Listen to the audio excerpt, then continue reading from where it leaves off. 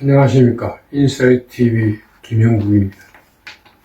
오늘은 주한미군 전시작전권 전환 이야기부터 하겠습니다. 지금이라도 전시작전권을 가져올 수 있다라고 자신감을 대통령은 내비칩니다. 2027년 하반기로 예정합니다만 미국 측은 조건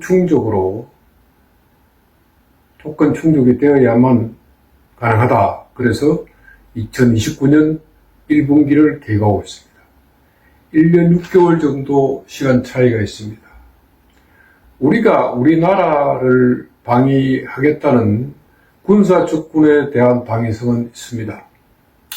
그리고 주한미군보다 훨씬 많은 미군 병력이 주둔하고 있는 일본이나 독일에서도 해당 국가 일본이나 독일이 평시와 전시작전권을 가지고 있다는 사실만 보았어도 조만간 전시작전권을 한국 대장이 한미연합군 사령관을, 미군 대장이 부사령관을 맡아야 한다고 볼 수 있습니다. 그러나 한반도 상황은 대한민국이 북한만을 상대로 하는 것이 아니라 북중러를 상대하는 거대 지역, 최전선 지역입니다. 더욱이 북중러는 핵무기 보유국이라는 사실입니다. 이러한 방위는 대응 전략이라도 핵주권이라도 거론되어야 할 경우도 있겠습니다. 단순한 명분론이나 이상적인 바람으로 평화통일 혹은 자유민주주의 대한민국이 중심이 되는 흡수통일이 거론할 수만은 없다고 봅니다. 더욱이 김정은 체제에서는 적대적 두 국가론을 내걸고 있는 현 상태에서 대한민국 헌법 1조에 규정된 바 대한민국 국토는 한반도와 부속도서에 한한다는 조문만으로 대한민국의 국민과 영토를 지키는 천년 안보를 자신할 수 있다고는 할 수 없겠습니다. 전시작전권을 오늘 당장 온다고 하더라도 주한미군 주둔 그리고 한미사령부 역할은 한국과 미국이 대칭적 전략태세를 갖추어져야 한다고 생각합니다. 한국군이 주도하고 미군이 지원하는 연합방위체제의 전환은 두 가지 핵심 조건. 첫째, 한국이 연합작전을 주도할 핵심 군사능력, 예를 들어서 킬체인을 확보한다든지. 두 번째, 한국군의 북한 핵미사일 대응 능력 및 미국의 전략자산 전개와 통합 능력을 고려해서라도 2029년 하반기 전시작전권 전환을 채택하는 것이 미국과의 외교관계에서 원만한 조치라고 봅니다. 최근 국가 대전환 프로젝트로 삼성 이재용 회장이나 SK 하이닉스 최태원 회장과 함께 공언한 4천조 투자 계획의 지원에도 정부가 전력을 다하고 있다는 인식을 국민 모두가 가질 수 있도록 최선을 다하는 것이 국가 안보에도 긍정적인 역할을 할 것이라고 봅니다. 최근에 저는 은평구 역촌동 근처에 있는 역천역 인근에 있는 윌리엄 쇼 해군 대위 동상을 다녀왔습니다. 이겁니다. 윌리엄 쇼 해군 대위는 1944년 책이 처리된 당시 노르만디 상륙작전에 참여했고 이후 제대하여 하버드 대학 철학과 박사과정을 재학 중 한국 동란에 자기가 한국 태생인데 자기의 일종의 목과 같은 한반도 전쟁이 나자 하여 투신하여 다시 해군으로 복구하여서 인천 상륙작전에 참가한 바 있습니다. 그는 1950년 9월 바로 은평구, 지금 있는 은평구 녹번리에서 전사했습니다. 당시 아내와 아들을 두었지요. 이후 부인은 이화여대에서 교직을 가졌습니다. 1922년 아버지가 선교활동을 하던 평양에서 태어나 28세의 꽃다운 젊은 나이에 사랑하는 아내와 가족을 두고 자기가 태어난 한국에서 자유와 평화를 위해 전쟁에 투신해서 전사했습니다. 이를 기리기 위해서 역촌동에 이런 동상을 세웠는 걸 최근에 제가 방문했습니다. 마침 거기에는 한미연합사에서 곧 보낸 조화가 있었고 나름대로 엄숙한 그런 광경을 제가 모사했습니다. 또 하나는 최근에 제가 아주 즐겨보고 있는 넷플릭스에서 미국이라는 실험, 영어로 The American Experiment입니다. 이 5부작인데요. 미국이라는 실험에서 미국의 독립전쟁 당시의 모습을 지금 현대적 시각에서 비추어서 마침 7월 4일이 미국의 건국기념일입니다. 미국의 건국기념일날을 기념해서 5부작으로 만든 건데 상당히 인상 깊은 장면이 있었습니다. 미국에서의 실험은 뭐냐? 민주주의라는 겁니다. 그 당시 모든 국가에서는 군주가, 즉 왕이 통치하는 나라였는데 영국, 프랑스, 러시아, 유럽 거의 모든 나라가 처음으로 민간의 대통령이 탄생시킨 나라입니다. 프레지던트. 이름도 그 용어를, 프레지던트라는 용어를 대통령에 쓰기에는 참으로 여러 가지 이야기가 있었답니다. 제1부작에서부터 시작해서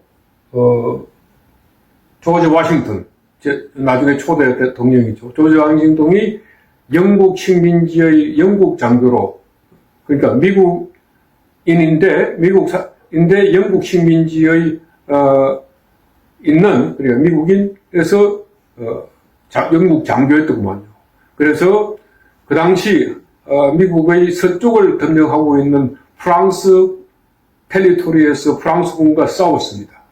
상당한 그 당시로서는 아주 초보적인 병력을 가지고 싸웠는데요.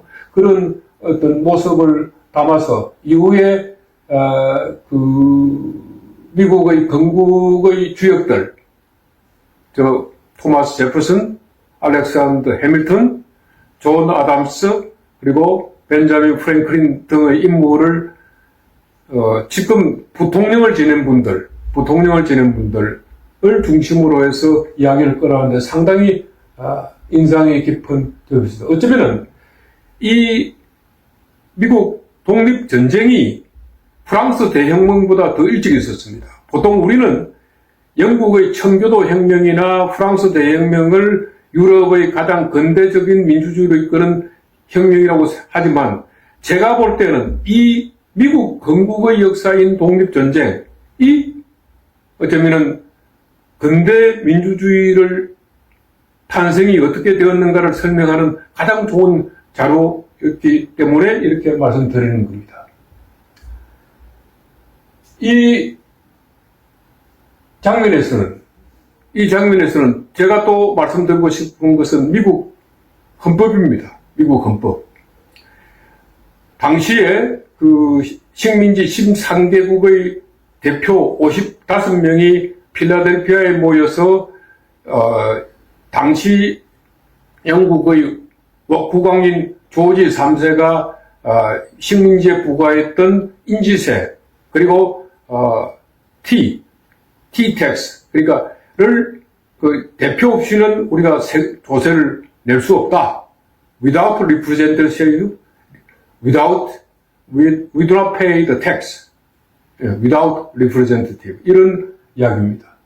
그렇게 해서 보스턴 티파티를 대표해서 그 이후에 어떤 미국 독립을 위한 8년간의 전쟁을 일으킵니다. 초기 3년간은 독자적으로 싸웠고요. 이후에 그 프랑스의 도움을 구하러 벤자민 프랭클린 그리고 토마스 제퍼슨 등이 외교활동을 벌여서 프랑스가 그 당시에 영국하고 어떤 유럽에서 쌍벽을 그런 프랑스의 도움을 받아서 독립전쟁에서는 영국군을 물리치고 독립을 합니다. 그 과정을 그린 건데요. 그 과정에서 과연 국왕이 없는, 왕이 없는 나라를 어떻게 건국할 것인가. 그렇게 해서 United States of America의 어떤 제일 리더는 대통령이다, 프레지던트다. 이렇게 해서 대통령 그리고 상하원 양원제의 민주주의 국가를 만들어서 250년 지금 진행되고 있습니다. 250년.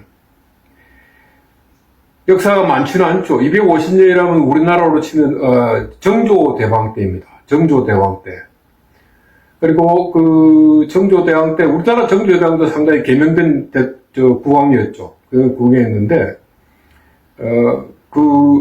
여기에서는 세계 최초의 그 민주주의를 기반으로 한 합중국을 만들었고 또 말씀드린 대로 미국 헌법을 만들어서 지금까지 유지하고 있습니다.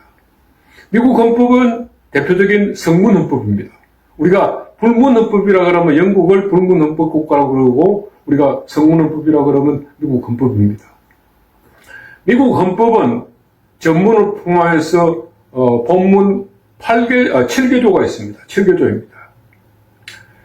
한 번도 250년 동안에 이 전문을 고치지 않았습니다. 그러면서 어떻게 250년을 지내왔느냐? 그 지혜는 무엇일까요? 그 지혜는 여러분 무엇일까요? 미국의 지혜는 헌법을 전혀 고치지 않고 또 고치지 않고 유지한 행모는 수정 조항을 덧붙여서 지금 현재까지 왔습니다. 가장 중요한 이슈가 벌어졌을 때 예를 들어서 노예제 폐지라든가 여성 참정권이라든가 이런 조항은 다 수정 조항, 어멘드먼트 27조에 각인되고 있습니다. 수정 조항은 27개입니다. 그렇게 해서 헌법 전문을 고치지 않고 지금까지 온 나라, 그것이 미국입니다. 대통령 임기 조항으로 헌법 전문을 뿐만 아니라 헌법을 몇 차례나 고친 우리나라와는 비교가 되죠. 비교가 되죠. 이게 바로 여러분들이 보고 있는 의정부나 포천이나 평택에서 우리와 함께 있는 미군을 약 지금 현재 한 2만 병력을 보낸 미국입니다. 이러한 나라가 과연 위대한 영도자를 가지고 있다는 러시아의 푸틴을 가지고 있는 러시아나 3대 세습의 북한이나 그리고 일당 공산당 체제인 중국과 어떻게 같겠습니까? 다릅니다. 우리는 이런 미국과 함께 우리나라를 지키고 있는 것입니다. 1950년 한국 동란이 생기자, 한국 전쟁이 생기자 곧바로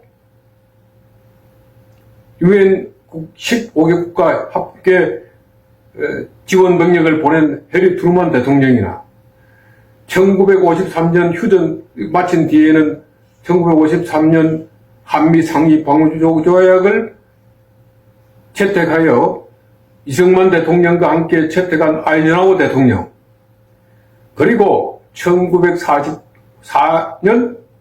2월 1945년 2월 얄타에서 일본을 협공하기 위해서 조셉 스탈린군을 만주를 통해서 북한으로 들어오게 한 프랭클린 루즈벨트도 미국의 대통령으로 건재했기 때문입니다.